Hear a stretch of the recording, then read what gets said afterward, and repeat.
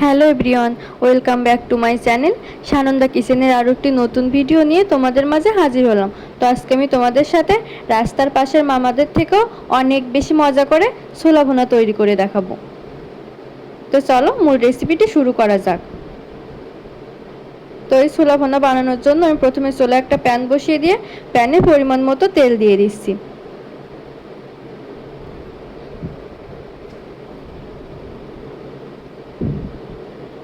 এবার তেলটা গরম হলে এখানে দিয়ে দিচ্ছি পেঁয়াজ রসুনের পেস্ট। এটা ফ্রোজেন করা ছিল ফ্রিজে, তার জন্য এখন শক্ত হয়ে আসে।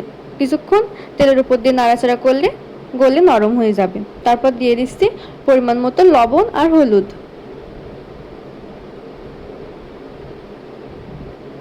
শুকনো লঙ্কার গুঁড়ো। শুকনো লঙ্কার গুঁড়োটা একটু বেশি করে দিছি, কারণ ছোলা ভুনা কিন্তু ঝাল ঝাল হলেই বেশি মজা লাগে খেতে। তারপর দিয়ে দিলাম জিরের গুঁড়া, টমেটো সস।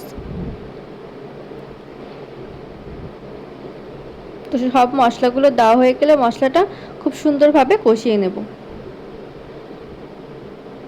মশলাটা যত ভালো করে কষানো হবে ছোলা ভুনার টেস্টটাও কিন্তু তত বেশি ভালো হবে।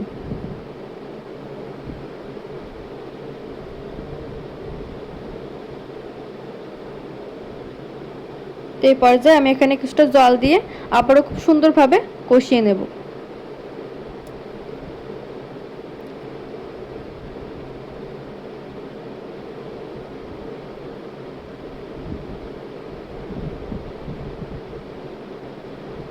এই মশলাটা কষাতে কষাতে যখন উপরে তেল উঠে আসবে তখনই আগে থেকে সিদ্ধ করে রাখা ছোলাগুলো দিয়ে দেব।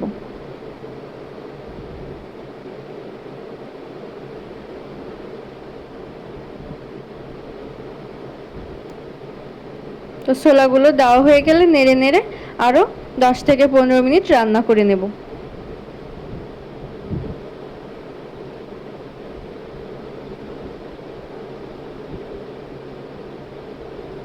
তো এই পর্যায়ে এসে আমি এখানে ফ্লেভারের জন্য 2 থেকে 3টা কাঁচা লঙ্কা দিয়ে দিলাম।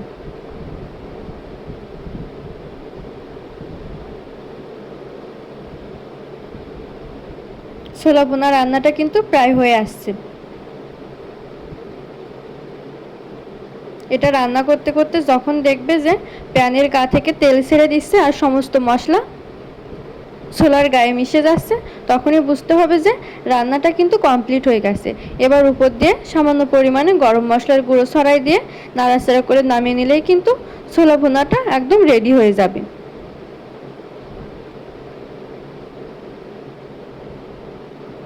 তো তোমরা যদি এই রেসিপিটা ফলো করে বাসায় একবার এভাবে ছোলা ভুনা বানিয়ে খাও, তাহলে কিন্তু তোমরা দোকান থেকে কিনে খাওয়ার প্রয়োজন মনে করবে না। এটা এতটাই মজা হবে খেতে।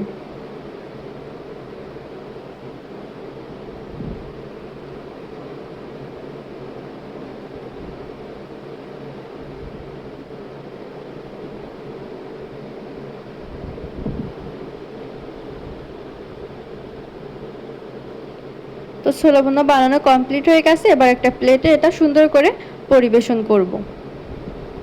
তোমার আজকের ভিডিওটা এখানেই শেষ করছি। ভিডিওটি ভালো লাগলে অবশ্যই ইউটিউব থেকে একটি সাবস্ক্রাইব করে দিও আর ফেসবুক পেজ থেকে একটি ফলো দিয়ে দিও। তো দেখা হবে পরবর্তী ভিডিওতে। সেই পর্যন্ত সবাই ভালো থেকো, সুস্থ থেকো। বাই।